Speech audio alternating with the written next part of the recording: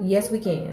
Somebody else asked me to make a series on bad locking techniques, so let's just start with their account. I made a quick video about not doing this, but now we're about to get into why.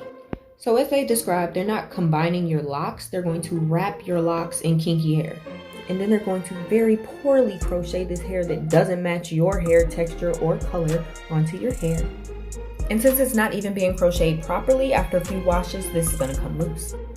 And they out here charging y'all over $1,000 a day or 7 hours. It takes a really long time to combine locks, at least the right way. So few days, you coming over here the right way.